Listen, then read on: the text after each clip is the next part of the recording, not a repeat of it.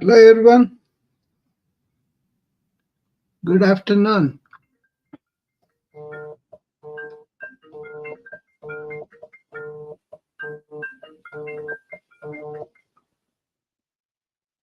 Sorry about that. I got a call right away. Uh, so hope you are all doing well. I hope I am audible to you and you're all doing well. Uh, yeah, I will take some time today about um, talking about our um, weekend yoga practice. Uh, this is going to be explaining things to you of the what the comprehensive yoga routine consists of and what you could expect and also what you would like to see, what is your understanding of yoga, and you have any questions on that. All that we'll deal with it today. We may not do the yoga today because I want people to have a complete understanding of what I'm trying to do, and what is the depth of yoga and how much we can go and all that. Okay? So it consists of some yoga postures, obviously, and also breathing exercises, pranayama, and then some mudras, that is posture of the hands that we hold certain way, and bandhas, where you hold the breath and do some exercise like moving the abdominal wall, and also in your understanding language is mindfulness, but I call it more awareness, right? That's a different than the mind. That's why. Uh, and then a relaxation, restorative relaxation process. And then we will have a reflective question answer session, So the opening would be just breathing in and out. What it does is it really helps you to energize the practice. Okay, boosts oxidation and clears stagnant energy and prepares you for the session. So that's the purpose, right? And then we will go to what's called head to toe for 5 minutes. So what it does is it warms up, prepares your body for deeper movement and prevents strain. So it's like a preparation thing too. And then we will do sun salutations. Sun salutations are they awaken the entire body and then improve circulation and create a meditative rhythm. I wrote these things down so that I can convey to you properly. Okay, and then we will go into the what's called vinyasa. That is several of the bends, bandhas, mudras all together, and we do one posture after other posture. So it kind of integrates. This vinyasa integrates of uh, bends, bandhas, and mudras to deepen physical, mental, and energetic alignment. Okay, it is a powerful flow. It's a flow of asanas, that connect your body and mind much deeply. Okay, and then we do the regular pranayama practice. What happens is it bridges the physical and energetic realms, mainly, promoting calm and clarity. This is the one very important for us because when you go and face all sorts of pressures, this helps a lot. Okay, and then we'll do the Shambhavi Mudra. Okay, you all know the Shambhavi Mudra where we really observe the thoughts. The purpose is uh, the energy that is generated uh, in the practice is kind of aligns and also the centers of awareness inward. That is why it is important. Okay, you don't want to think like I am the one who is really doing it, but your body and mind are instruments for you. Okay, all right. Now, and finally, what we call shavasana or dead man's pose for the entire relaxation.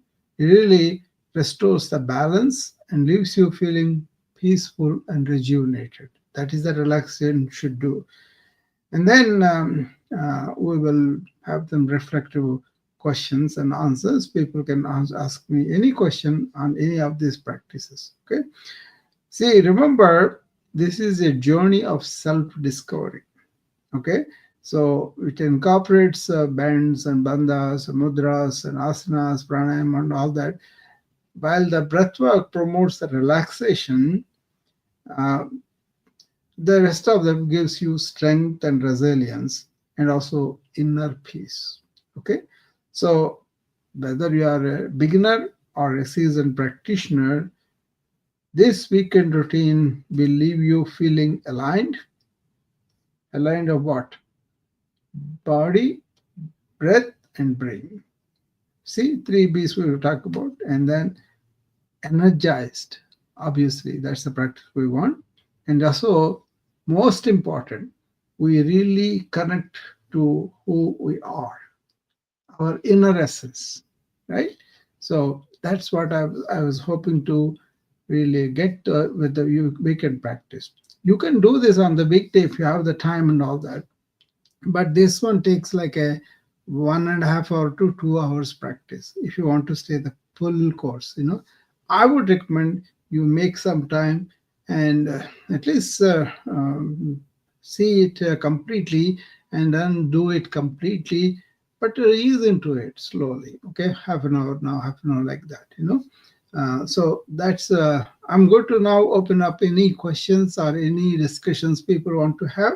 You can come up and talk to me on the Noon Vibe, and I'll be happy to answer your questions or discuss things with you. Peter has a lot of questions on yoga. He can come up and ask me. This is a good time for the exposition of all that inquiries. It's a good thing because the more you know, but you practice, the better your practice will be, and the more you will benefit, obviously, right? So you may approach it like an exercise, then you will get benefit for the physical body. But if you approach it like an integrated practice of body, mind, and spirit, and then you will probably end up self-discovering your true inner sense. And staying in that true inner sense, you can go and do whatever you want to do in life. That's why they said, Yogastaha Kuru Karmani. What does it mean? First, go into the state of yoga, which is mixing of our individual consciousness with the universal consciousness, which we are. We realize that. And then from that essence, mind and body are instruments. So right now we feel like we are the body, or we are the mind, our personality, a persona, our individuality, and all that, right? From that, you will be realizing who you really are. And that is a big deal. That's a big deal. And for that, you really want to control your intellectual, emotional, all sorts of informational, sensory, all the body is quiet. Then you will turn your mind inward, and with intuitive awareness, you find your real essence. When you really land up in that, even if a few minutes in the morning, few minutes in the evening, and also remembering this during the work, really helped me a lot. Okay, I'm tranquil more. It's not that I don't get angry and all that, I do, but then quickly I get over it. Or I'm aware of it when it's happening, so it doesn't have the same intensity like it was. It doesn't bother me right anymore. And then if I do something like that, then I realize, and then I kind of work it out, and then next time it's much safer. But it's happening such a way you're always in the serene, quiet, energizing inner self. Then your mind, thoughts, emotions coming and going, you can see them as a subject. So that's a very important thing for the modern life.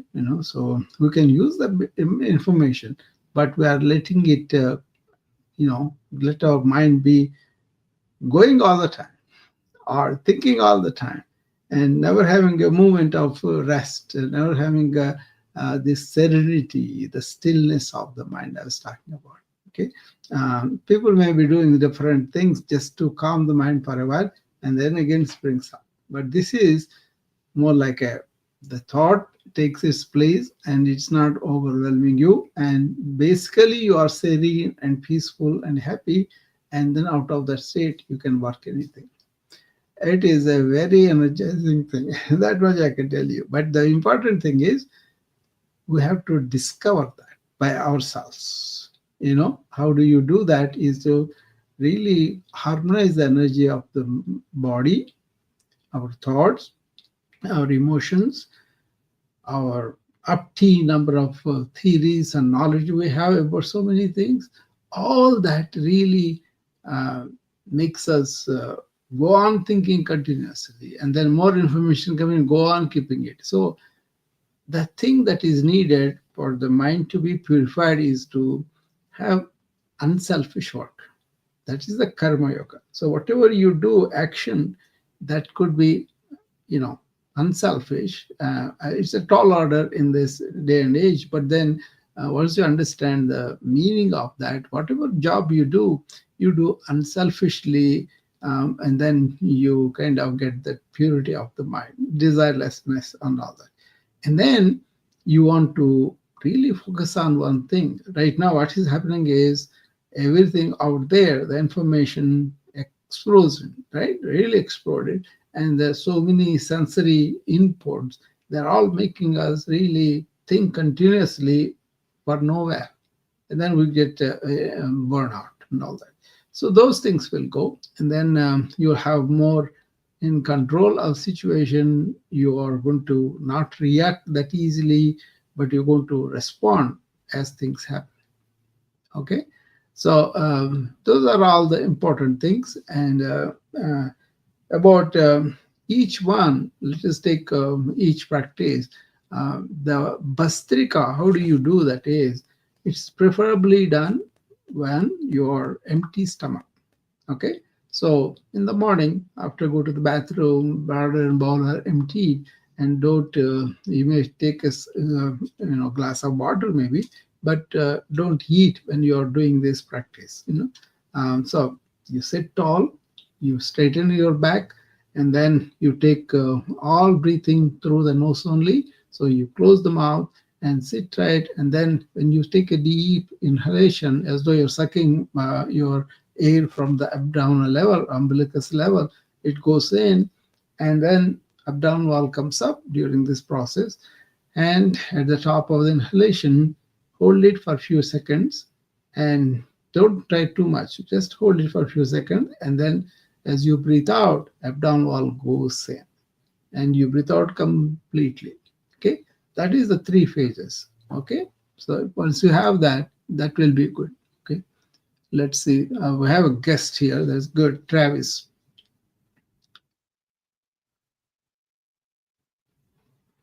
Hi, Travis. Hey, Dr. Ro. So when you're sitting and doing the deep breathing, Yeah. Is that should you be, excuse me, should you be on the floor or on a mat?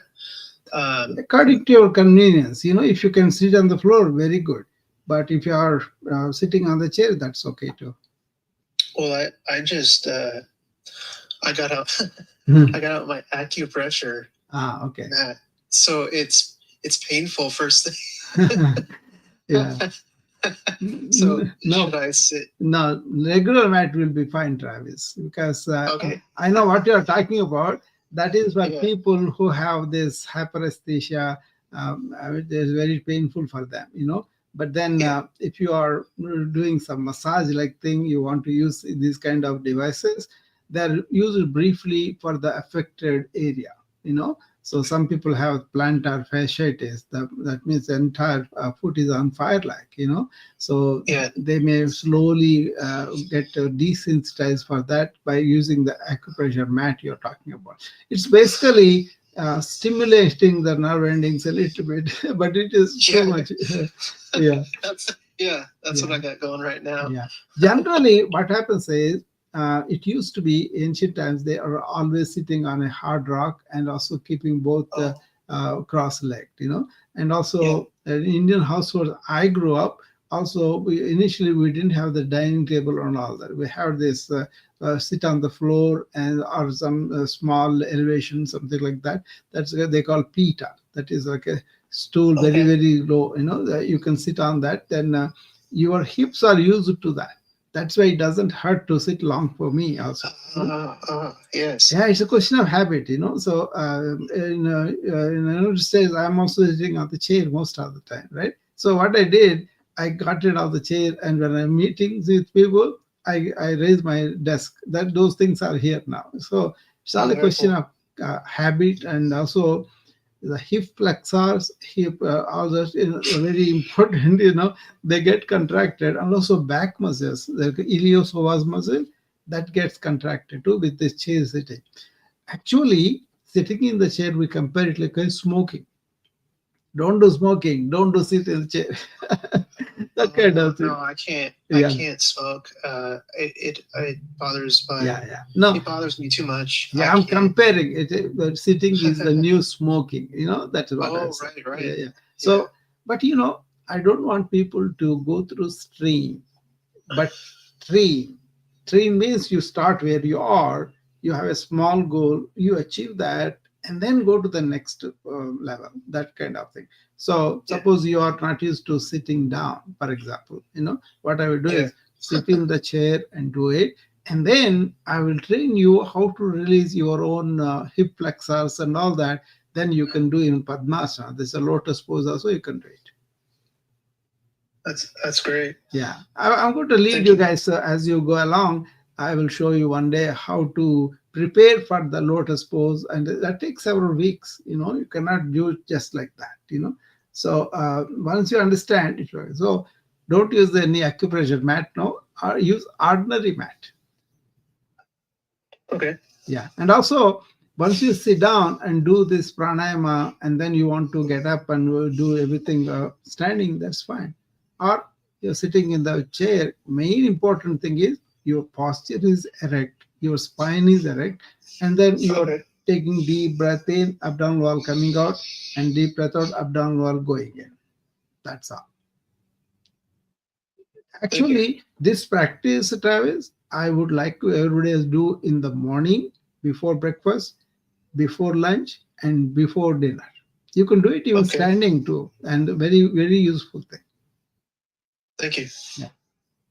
Thanks for that question. That's a very important question, Travis, because many people don't understand importance of keeping the spine straight and then taking the deep breath. And also, this acupressure mat that Travis was talking about is used for certain specific things.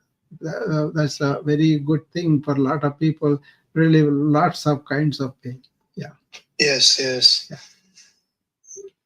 Thanks for bringing it up, Travis. I had a chance to talk about that. I know those devices, BK saying popularized a lot of aids that we could use. When we have time, we could definitely talk about that. Okay. See, this kind of discussion I like because he had a specific question that is opened up our thinking a little bit, and we were able to share what are those acupressure mats and all. Acupressure is like you can have pressure, not needles, your own hand pressures that help you to circulate the energy, and all the energy that is really trapped or strained will be released. For example, I will show you on the Instagram. People are seeing me on the on LinkedIn everywhere. They say, "Look at my hand. I'm going to raise up my left hand, and I'm going to use my thumb and the fingers, other fingers like this. But to use only thumb, and then look at the inter digit space on the back, and then I'll press each one, and then the whole hand feels that. There are so many ways you can do on the front too, with the masses, thin eminence, hypothenar eminence.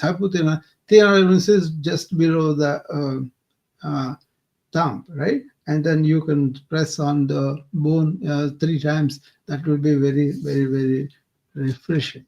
So I have that whole routine too. I can show that to you also later on. So that the using those understanding what happens with each organ is important.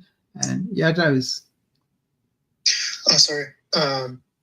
That whole the touching of the finger. yeah I use that same um, mentality, or how do I say it? Well, I use the same principle yeah to touch my dog Mm, to see, are they healthy? mm, I'm not a veterinarian, but Yeah. I just use that yeah. principle to, They see. like you pet them slowly, touch. Yes, They like yes. that very much. Yeah. I have And, seen a video lately. This dog comes to him, and then with a slight, what is a vacuum brush or something, he does it slowly, and then he goes away. It goes there and asks for it again. yes. Yeah, and reverse thing is you get benefited by patting the animal. Yes. No doubt about it. You relax. Healing, Yeah. healing energy. Yes, yes. It's healing energy generated from you comes back to you again. Wow. Yeah. Thank you.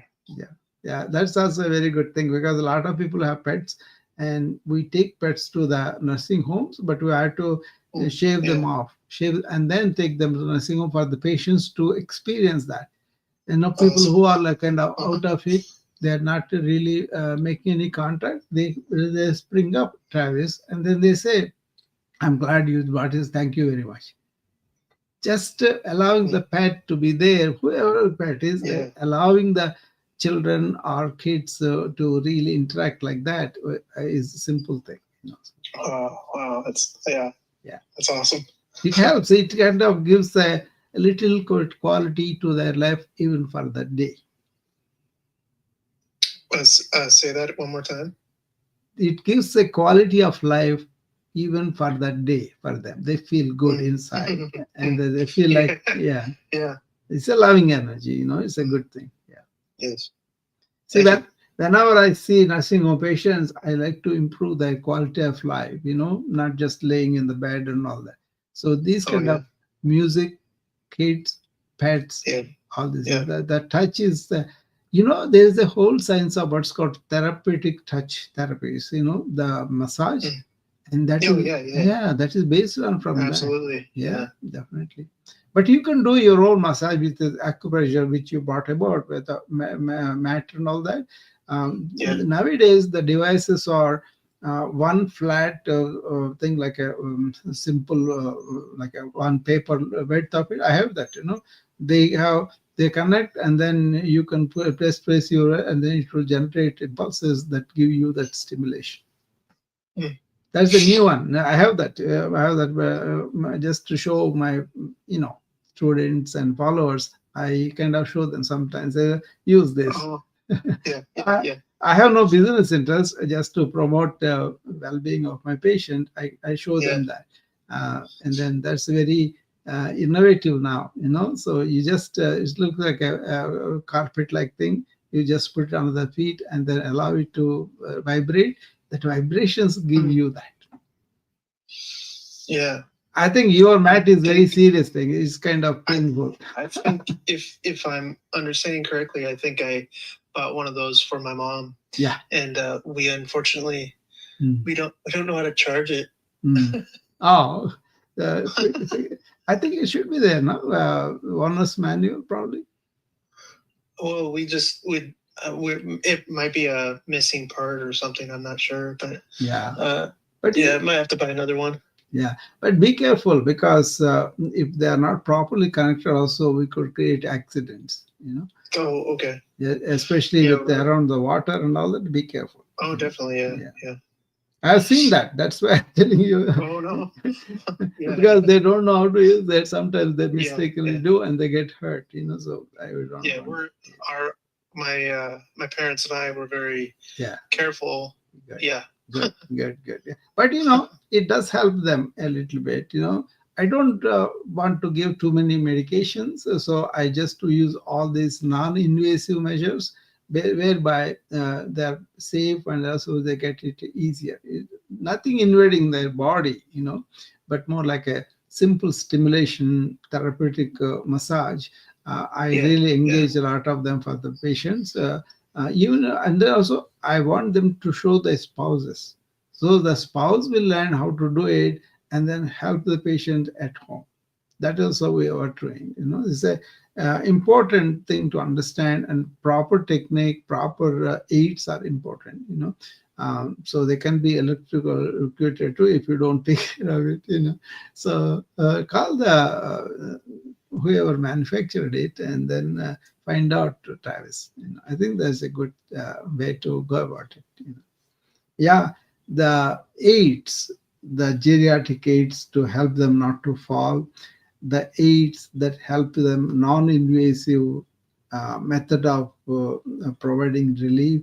Those things I like because I want to make patients independent as much as possible, and I want to make them really have the relief without taking chemicals inside. If you can help, there is a role for a chemical when the pain is severe, when the pain is really causing something organic, we find the disease, then definitely we give it.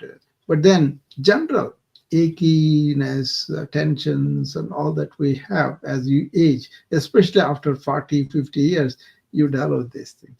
Head to toe yoga, which I told you about, which we were doing in the beginning, right after the Bhastrika, that head to toe yoga is my compilation of several movements of. Basically, if you see, it is very commonsensical. And then you start from the toes, you go with ankles and like that, upward. So that one really helps them to relax each one easily without really applying any mats or anything like that. That helps a lot. Okay. There is a one thing I will tell you about Prime Minister Modi of India, current Prime Minister. He has a tree in his backyard, and around the tree he paved a path with pebbles, the small pebbles that we get and the smooth ones. He put them all there, and every day morning he goes and walks there, because there are so many acupressure points or nadis in the, say in Chinese version, acupressure meridian. In yoga, the same thing is called nadis and prana energy, right? So when you really stimulate those in the feet with walking on the pebbled path, that is a very good one. He doesn't wear any shoes or anything like that, so he walks a few times, which helps him a lot. So that's something anybody can do.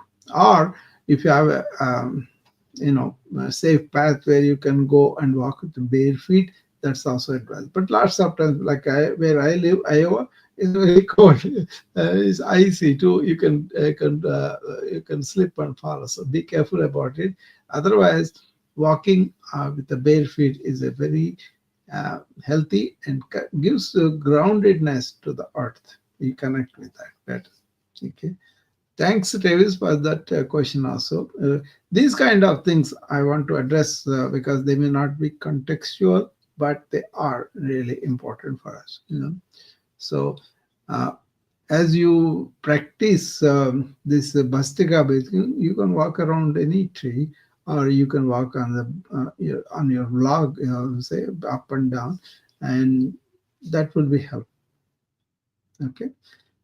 So this kind of improvement of the quality of life is possible once you understand how this energy is managed and generated, and also really use it in our daily life. Okay, there is a way to deplete energy, or there is a way you can renew the energy.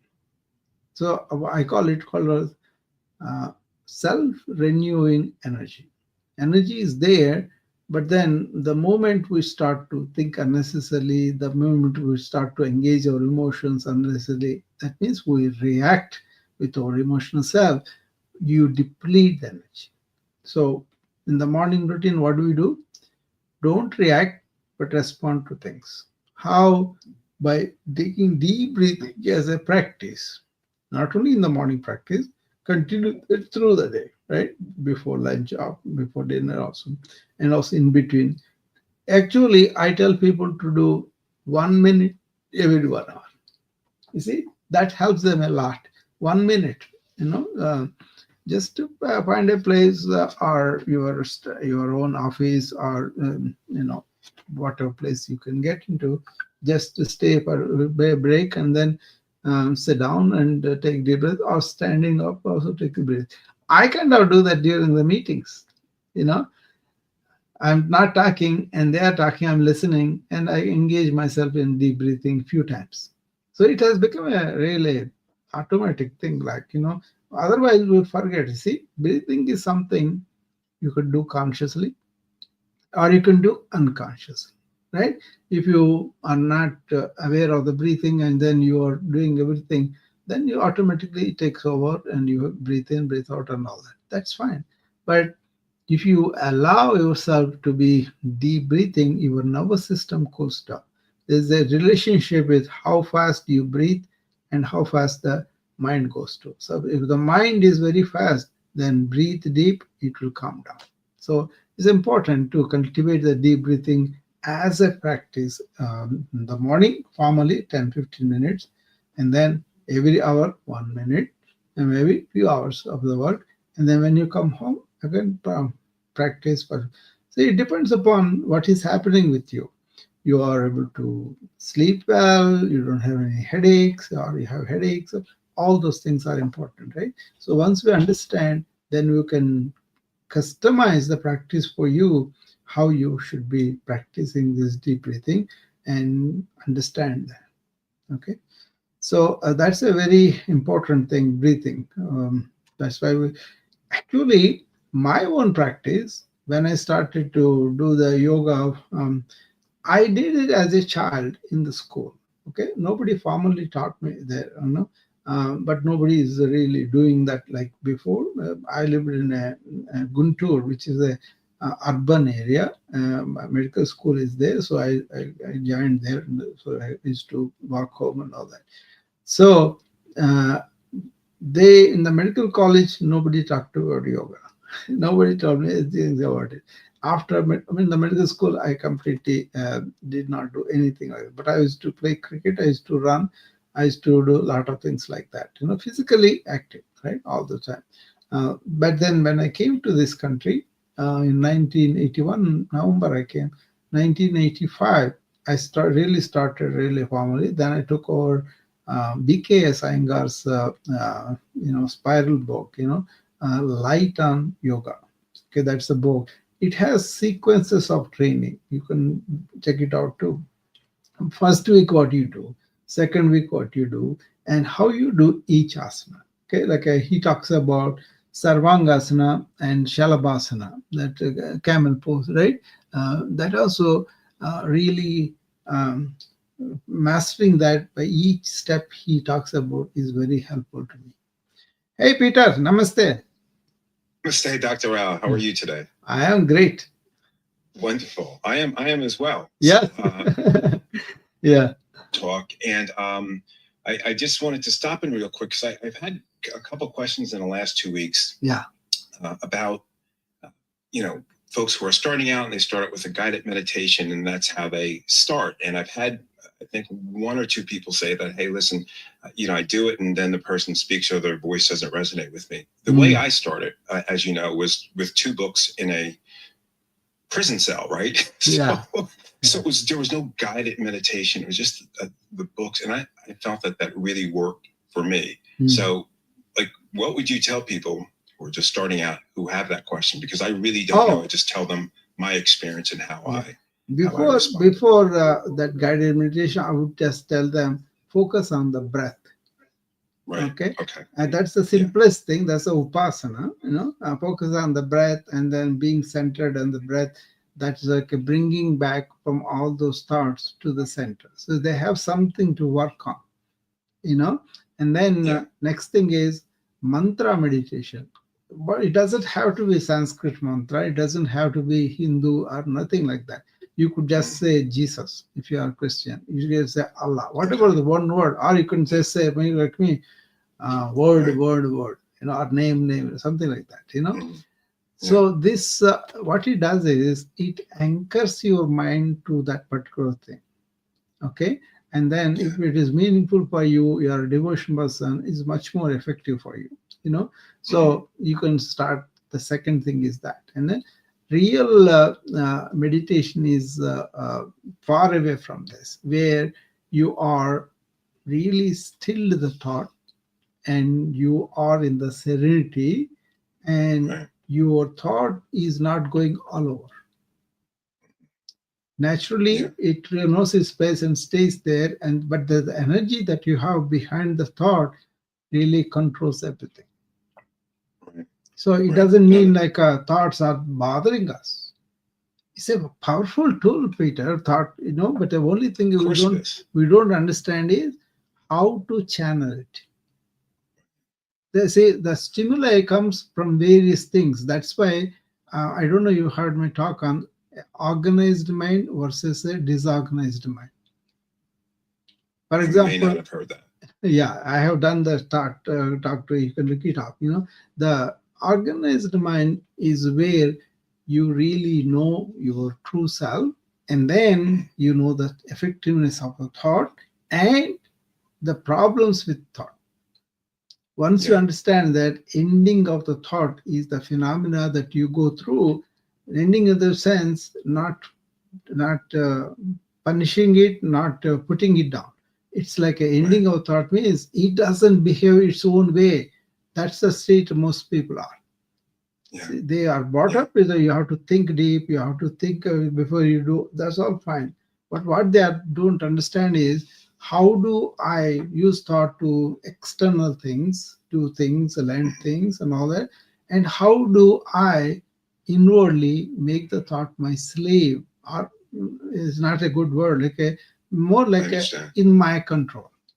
Right. It's because they're there to serve you. The faculty. Yeah. See, right now what we call meditation is meditation of disparate thoughts coming together and all that.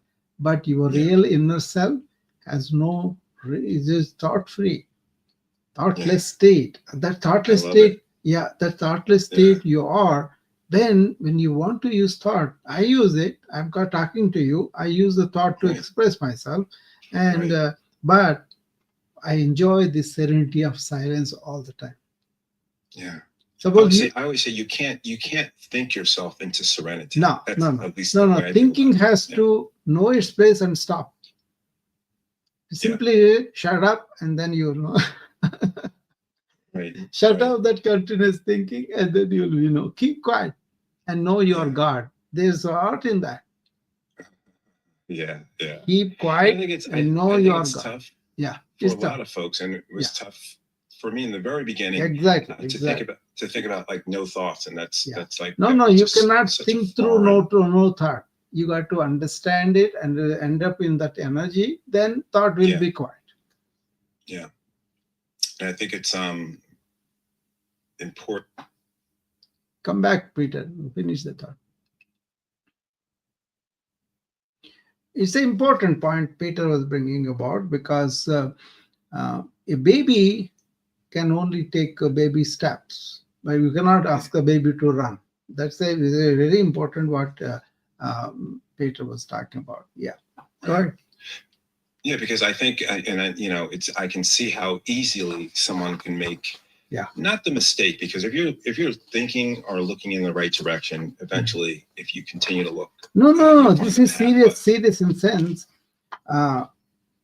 Frankly, people are not getting the real benefits of the meditation because there's so much confusion about it. And also the important thing is, I may talk about serenity, stillness, but for you it looks like a faraway thing.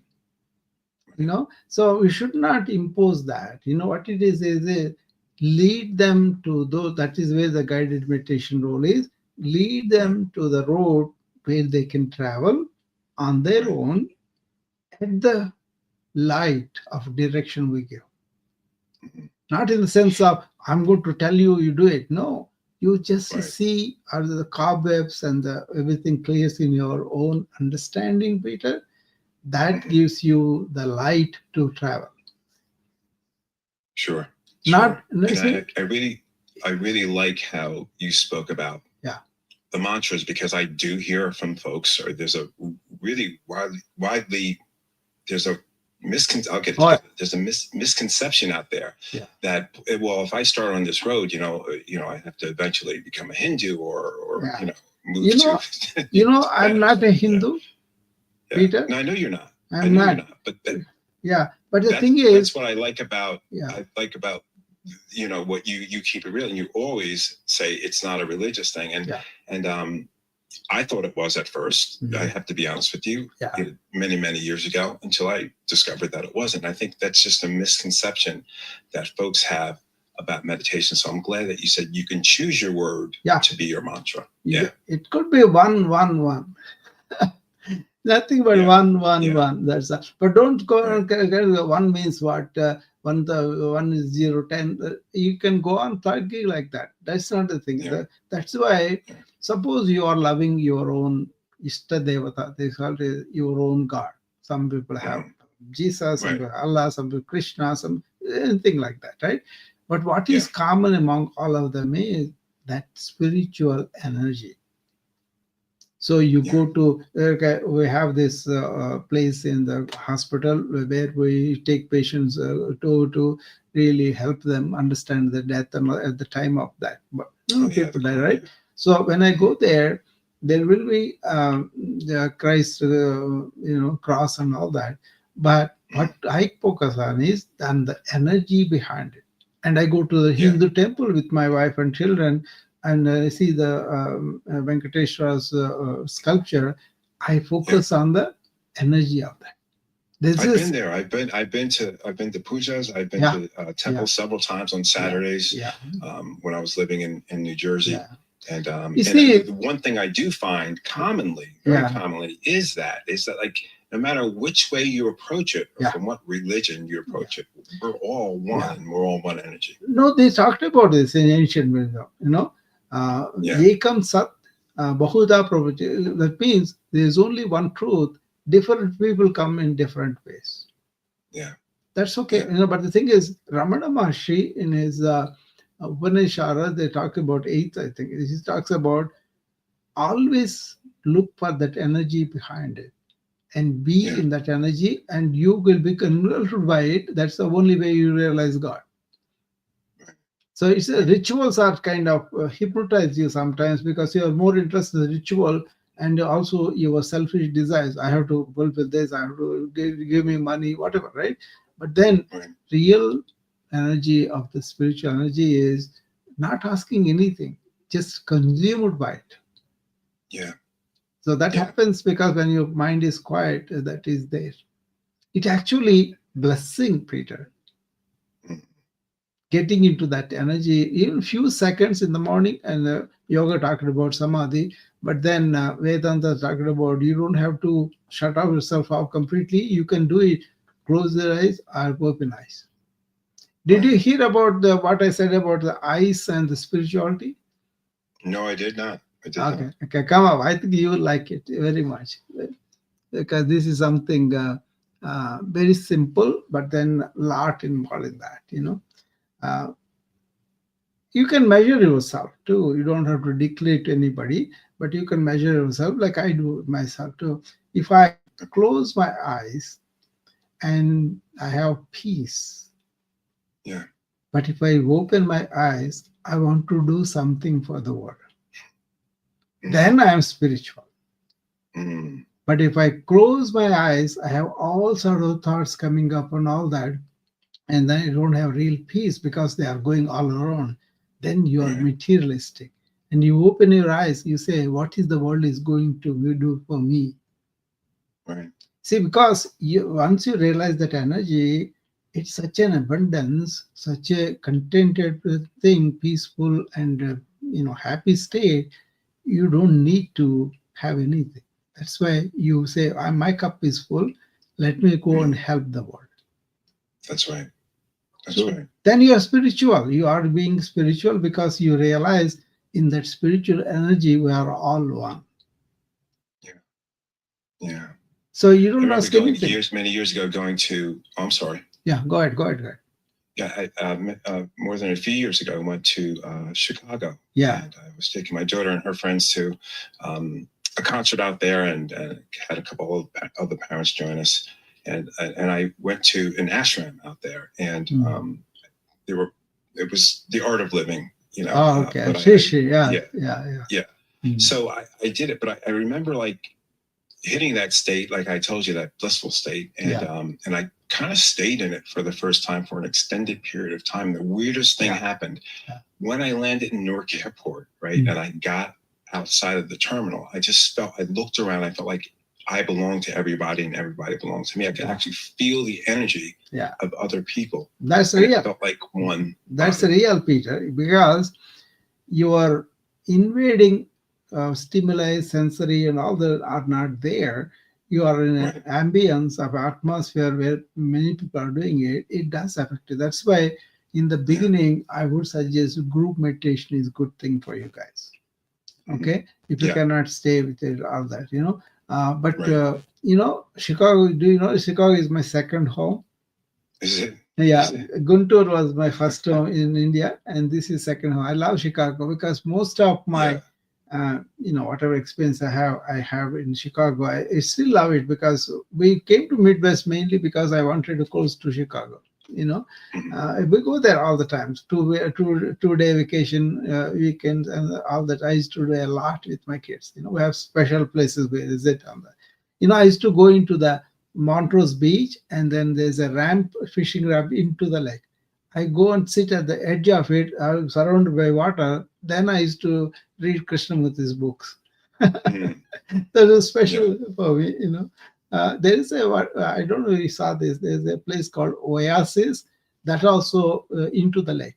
There's a building, and then you go there. There are all these rare spiritual discussions, talks. They are presented, not thrust upon you. You can be anything. You can do that, and that's a very enriching atmosphere. And a lot of people go there just to feel that energy, which you are describing about. You know, you know what it is. There is an explanation for your experience, Peter. I mean, it's not a belief or anything. It's like a kind of once you go beyond what is the body, what happens to death, and all that, right? So you have Sthula Sharira, which is our physical body, right? You have Sukshma Sharira, which is our thoughtful, emotional, energy, all that body, okay? And then Karana Sharira is the root of our being, like what is the cause, how it comes, or genes or epigenetics, in our language, you can say that. But then they talk about gunas and all that. Whatever it is, that particular thing is not there. We don't have the, you know, life. Like we describe it as genes, right? Everything comes from that. Or, you know, cells, you can call it.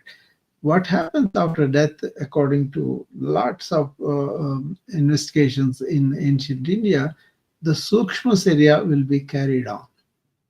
So that's why they say the whole energy is one soul, and the soul goes away from the body, it takes the Sukshma Sharira. That's why you clean up your thinking, everything in this life, so that you carry a better one. Otherwise, or suppose you are meditating in the last life, and you come into contact with it, immediately connected to that.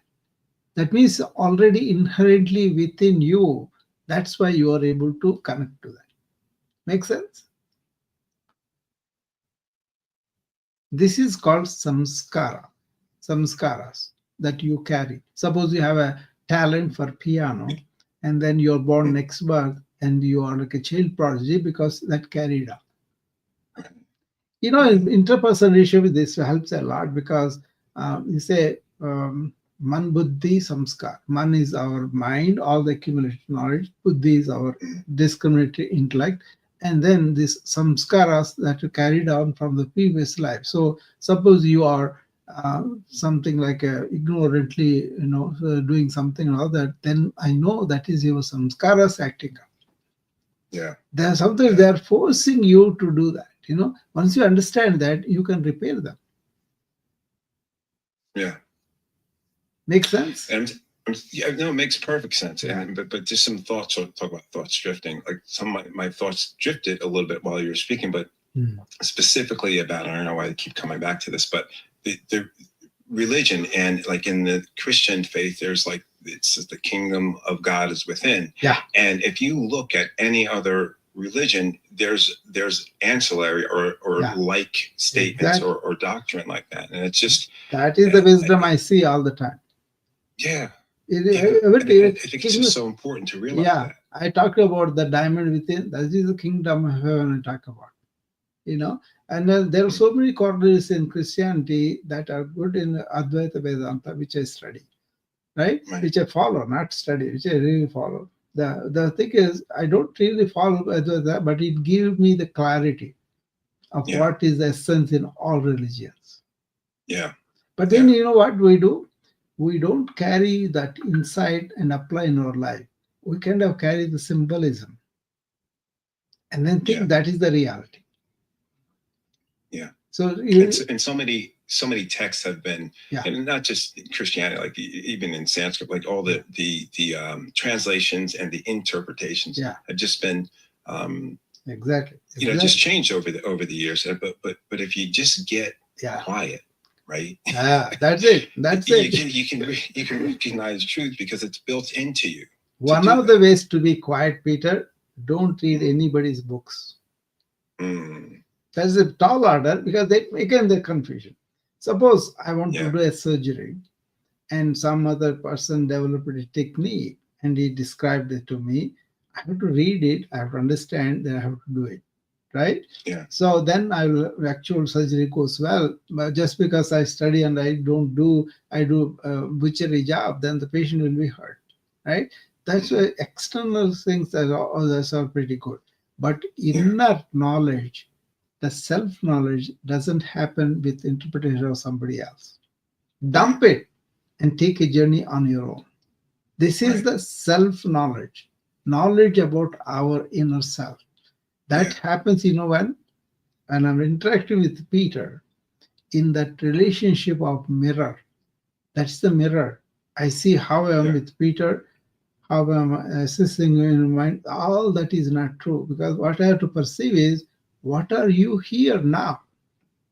To have that perception, don't have your mind make all sorts of assumptions. Yeah. So moment to moment understanding of everything comes from perception of what is, not your theory, not your conclusions according to somebody else's experience. It will be the greatest person, but that is, that's where J. Krishnamurti taught me how to dump everything, tradition and all that, and live in this moment and perceive with a new perception in that moment. And you'll see things so differently. You'll begin to see. Yeah. You'll begin to perceive. Yeah. You see what it is. Yeah. See, that is, you see what it is, not according to interpretation of somebody. Yeah.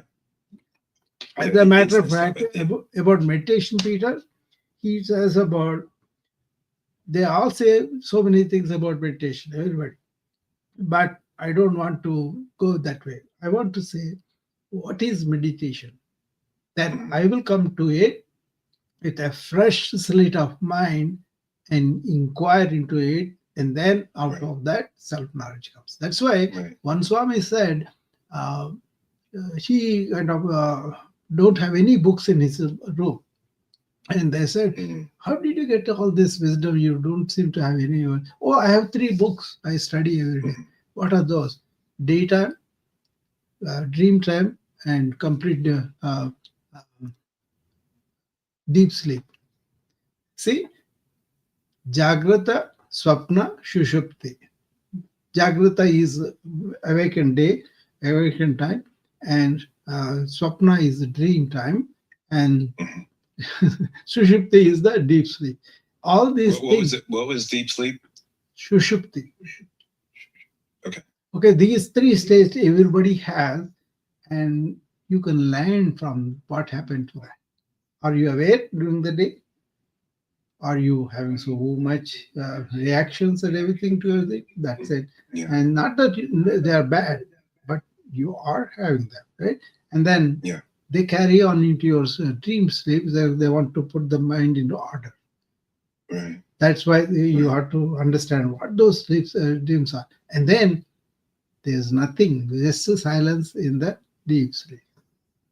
Yeah. But I during think the during, go on, please. No, during all these three states, there is awareness. Yeah. Go ahead. Yeah. No, I was just going to say, like, it just, I'm listening to you, and like, believe me when I tell you, like, before what happened to me, happened, I was of the same mindset as a lot of folks that I spoke to. And like, meditation, what's that going to do? Just sitting around doing nothing. Yeah. Like, what's that going to solve? Yeah. And boy, it's there. And it just feels so counterintuitive, because now more than ever, we can look at this phone or pick up this phone and have everything come to us. Yeah. It gets solved. Nothing. Some people wondered that with me, Peter, and then they said, how is that you can stay on with this deep thinking for so long? Several hours you can, still you have the energy. How? And then they also said, how is that you have this ever renewing energy, and also at the end of the shift, I can see more patients. Yeah. Bruce Lee, for example, Bruce Lee had so much energy. Yes. That he was able to do 4 times work of other people. Yeah. They kind of complained because you are working so focused so well, and they are kind of forcing us to do the same. Because he's not looking. See, what it is you get into a flow where your capacity to not only do physical work but also be quiet and very, in that serenity energy. That is the real. I think that is where ancient thing was not really approached by modern people. If only they see in this consumer way of how valuable. See, like I'm 70 years old, no medication. Why to tell them is not egotistical thing, but just to tell them that these things we can do, and you need medication, certainly fine, definitely. But making this is the only solution is something not a good thing we are doing to the public. Yeah. But at the same time, there's so much snake oil among this. People don't know what is really and don't practice it, but they go, the moment I teach them something, they want to go open a shop and then they make money on that. I ask them, do you have that in you? Then only you tell other people. Otherwise, don't do that. Right. And in the process, you want to charge them reasonably, but your greed factor is not there. Then you can do it and then make some money. That's okay. But just to make money and taking care of the people, I think that I don't really approve. Neither do I. No, I agree with you. And it's like, and it's everywhere. I mean, obviously we talk about social media all the time, and people are just being really, really misled by it. And just investigate it for yourself. I mean, I always tell people, like, try it. Like Dr. Rao, I didn't see a day ever that I would stop taking prescription pain medication, and I just didn't see it. But the way I've done it and how it's progressed, I have to blame it on is a bad word for it, but my meditation practice. I have to blame it on discovering or give credit to discovering who I really am. And that's what keeps me there. And I do not, like, folks don't want to hear this, but like I am relieved of the disease of addiction. Like I don't struggle with it every day. Because I found out. I would say this. Really am. I would say this. I don't have any addiction. Yeah. Not even the thought addiction. Many people are addicted to the thought, right? What it is once you are aware of the process of the addiction, that is what you got reversed. You were thinking that addiction is incurable, but you discovered how to focus your mind, how to bring it to thought state, and you touched it, and that is making you really I don't know, something I think try again, Peter. It is kicked you out. I don't know what happened. You were coming and then you stopped. So it's a question of understanding that whole process, and you hit upon the state of awareness at some point, and that really tasted better for you than being in this, cyclical thinking. Cyclical thinking on steroids is what leads you to addiction. Yeah. But you hit upon that awareness. It could be accident. It could be something like you kind of had this, past lives, the samskaras, whatever. But once you taste that eternal thing, mind becomes calm. Right. And believe me, I know the lure of, I know why people are, addicted to certain things, especially like prescription pain medication. I can speak to that in great detail. And I get it. Believe me when I tell you, I get it. But there's nothing like the feeling of what people describe as bliss when there's no thought. You're just in state. And I call it, I call it being at home. See, I kind of a modern physician, raised with all these fixed beliefs of, only medications work and all that, and also magic bullets and all that. But what I saw was that energy from the yoga and all that is coming by its own just by me doing simple things, And then once I understood what is silence, how, there's a, with Krishnamurti, they made a movie, Krishnamurti with a silent mind, Really? Look at that. I think you'll like it, And then Ramana Maharshi is the one who taught in silence. I couldn't understand in the beginning, what is this? How can you teach in the silence? But then now I understand what is silence teaching, So I have to describe things because I'm a modern era and people need to come from that state.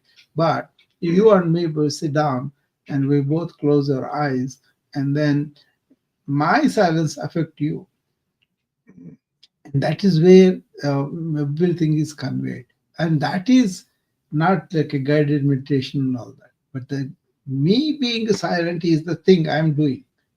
But how it affects you, I'm not concerned about it. Because if I think like this, again, it becomes so normal.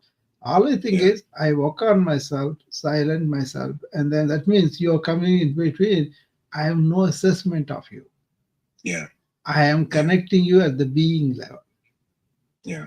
For that, what you need to do, you also work on your own silence. Getting to the silence. Okay, don't give description to the mind. Don't get into any of the arguments, none of it. Just observe. They say morning routine, what I say, observe your thoughts. Observe your thoughts, right?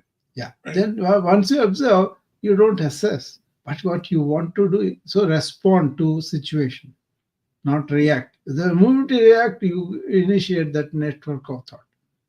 Yeah. What you want to do? Like I think to myself, like what have you got to lose? Like if we are trying so many other things, they haven't worked, right? No, this is not a method. This is not a method. It's a state of being. No, I understand that. Yeah. I'm getting what you're saying, but I'm talking about like someone who may be in pain, or someone who may be in, they may have to start with the ordinary things, but they were really determined. Then they have to go to that extent of practice. Not about thinking more, but how can I touch the thoughtless state and be still aware and alert? Right. You're not sleeping. You're awake. Actually, it's more of life rather than escaping from life. Yeah. That makes my recent episode. I will give you an example. My wife has this serious episode of, subdural hematoma, right? It's really life-threatening. But I was taking her, responding, immediately called took her to the hospital, which is only 5 minutes away for us. She's alert and oriented. She is not, if she is like a complete drowsy, I would have called the ambulance, but I did not. Yes. I took her there. She walked into the emergency room too. When we saw the scan, we were very surprised. It has such a shift and all. But you know what? I was observing how I am reacting. I was not reacting to it. I was responding to a situation as it is. I don't know that she shows such bleed. You know, she just climbing the 3-step ladder and then she fell. But when she fell, she hit her heart on the tiled floor so hard that really gave her that. But I was attending, I was responding, I was concerned about it, but I was not like panicked or anxiety and all that.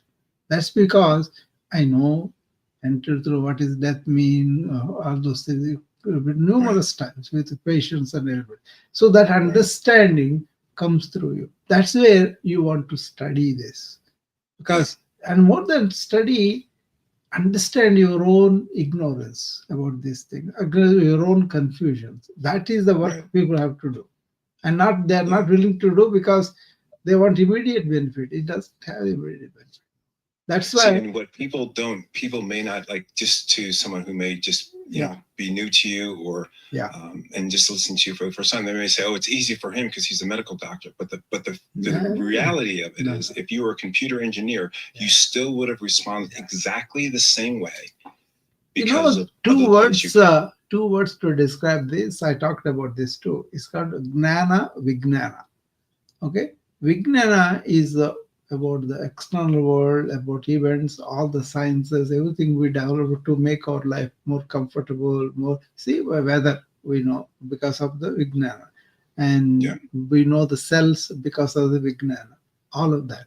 But there is a Gnana which is about our inner self. What is that life?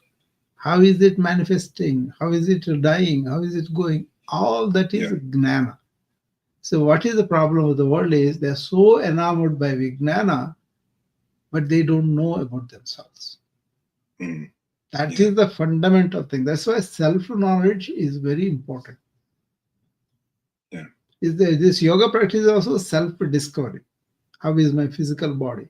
How is my sukshma sarya, the micro body of thoughts and all? How is my karna, that is the seed with which I am? That is the seed we have to go to. Yeah. Dr. Rao, I have to dip out, but namaste, my friend, and thank you. It's always amazing to speak to you. I really appreciate it. Sure, Peter. It's lovely to speak to you. Thank you. Namaste. Bye. Namaste. So I'm glad Peter came up and we brought a lot of issues that way. He always asks me questions. That's why I told him, come on these talks and talk us too, so that we can all share this, anybody else want to come up and share or ask me a question, whatever? Elizabeth is there. She should be coming up. I like to talk to her. That's why I said that, there she is, I know she would. We love our chats sometimes. That's why. Hi, Elizabeth.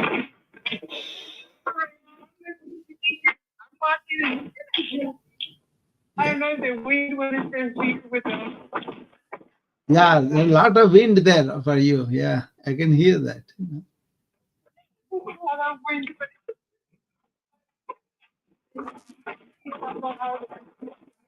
I'm not able to understand you, Elizabeth, because that wind is overpowering you. Okay, what about now? Now it's good. It's better. Okay, so I said as I was walking, I was listening to about meditation and clearing your mind and living the present in awareness. Yeah. What beautiful advice. Yeah. But it is easier to say it than actually doing it, especially for people like me that we are barely learning this practice. Yeah. And it's very hard to clear the mind of the thoughts that are going on. Yeah. And I know for me, it has been challenging. But being able to do it and I hope that and don't look for anything, just be inside and focus yourself. Yeah. And to figure out what is it that is going on in your system, Mhm. you immediately realize that there's a lot of simple things in life that you can be doing to clear your mind and to heal yourself, to stop this medication. Yeah, it's a big deal.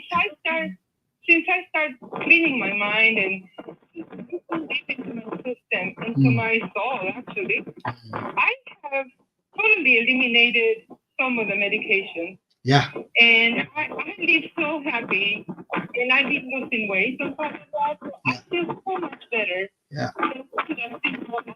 Meditating, getting. I appreciate you talking about it, and sure. It's a process, but the thing is, it can light up like this, and then once you are established in that, it will not leave you, So practice silence. Just be silent, and then if the thoughts come, just push them away gently and come back to the center, like that. 10 minutes in the morning, 10 minutes in the calm the mind. Take deep breaths or do some chanting, whatever appeals to you. But aim is, I want to be silent in this time. And once you start to do that, maybe you'll be 2 minutes, 3 minutes, and then all the thoughts coming in, but then you bring it back slowly like that, or you prolong that. But it has to be something deeper inquiry by yourself. Absolutely. I love it. Yeah. Thank you so much. Yeah. So I am going to get off because the wind is kind of bothering me No. here. Yeah. But I just wanted to say thank you, Yeah. and I appreciate all your advice and what you tell us to do. It's been helping me personally. We are doing that And weekend comprehensive yoga. That's why I'm giving this introduction so that people know the value of that and also importance of that in their own life, not for me, for their life. Absolutely. Yeah. I appreciate you, Dr. Rayo. Yeah, I'm sure. Have an amazing day. You Have too. an amazing day. Thank you, Elizabeth. Bye-bye. Thank you. Bye-bye. Bye-bye. So that's an important aspect of modern life, because we have so many stimuli, right? So many sensory stimuli coming up, and we allow them to dominate us, right? And then we don't know how to go about it. I examined this information overload in 2008 to 2015. It's my thesis in my master's of biomedical informatics, information overload. When I saw that a lot of this multitasking going on, people are assuming that it's a good practice. But they did a research on some of the executive secretaries in France. They put EEGs on them and then let them work, and then they measured the, all the gamma ray and all that. What they found was this multitasking is really making their attention go down, because you're trying to attend to one thing, immediately something else comes in between. So you're not doing complete. It's as simple as that. That's why I said one action at a time. Pay attention to that one action completely. What happens is, the more you are attentive to one action, that leads to more attention down the line. Okay. Otherwise, if you are interfered with attention by multitasking it, you will see a simple thing. That's not a good practice. So now I do a lot of work in a day, but whatever I do, I give my complete attention to it. That's like a practice, and then the moment you are completely focused on one thing, you are in the flow. What does it mean? You are in the flow where you use the least energy to get the maximum done. See, when you love something or doing it, you don't even feel it. That's right. That's the flow. But the flow, one of the best systems it has is the Patanjali Yoga Sutras, Ashtanga Yoga. Okay, in Ashtanga Yoga, it's not like 8 types of asanas. That is not. A lot of people think that that's Ashtanga Yoga. No, Ashtanga Yoga is preparing you morally, what you have to do with the society. That's first one, yama. And the second one is niyama. What are the principles by which you live your life? Okay, that's the second one. So once you are moral and ethical, then you work on your physical body and you work on your energy body with pranayama, and then you withdraw your senses. All these five things are considered bahya prakaranas, okay? And then antakaranas are last three. Concentration, dharana, then focusing on one thought and staying with it, that is dhyana, and going beyond that one thought and into complete silence, that is samadhi. That is the aim of the yoga. So this system is one of the best for the flow, concentration, attention. This was written into a book called Flow by a Russian, Michael Dabrowski or something like that. It's a wonderful book. You should read it. If you are interested in flow, then you should read that book. He's very good on that. But he quoted that as the best system in the world. Somebody who has, and he kind of went into how many bits of information we use for each task, and then 8 or 12, something like that, and then how we reduce that to more and more, and then we are not able to really comprehend a lot of things, how fast they're going. And then this cyclical thinking continuously, not ever ending, drops you a lot of energy, essential energy. That's why people are burning out in modern societies, because it's all about doing, getting stuff as though those stuff will give us happiness, and then really stopping it. Okay, so it's very difficult for them to stop the thinking. Okay, all right. Anybody else? Last chance. I think we are here for about 1 hour and 17 minutes, I believe. So anybody else wants to come up? This is the last chance.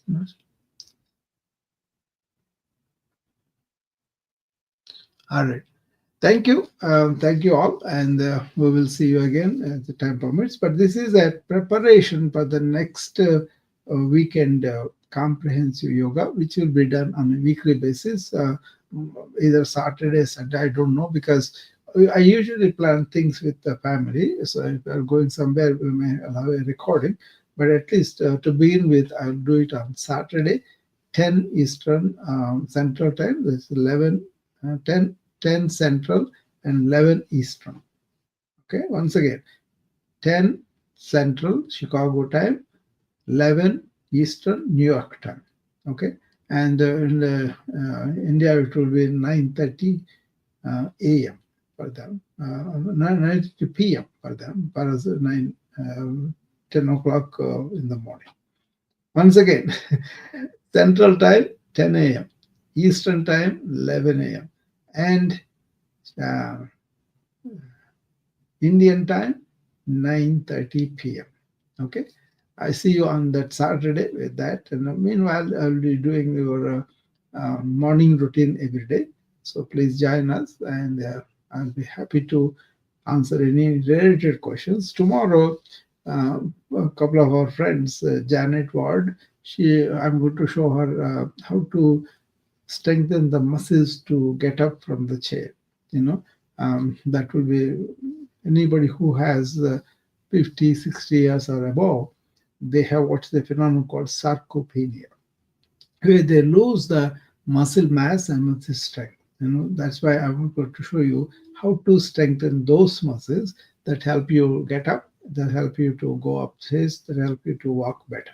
Okay, and then I talked to Mabel, my friend, and we were talking about immunity and all that. So I'm going to show her also the draining of the fluid and all that. I'm going to show an immunity routine, which is basically enhancing the lymphatic flow from head to toe.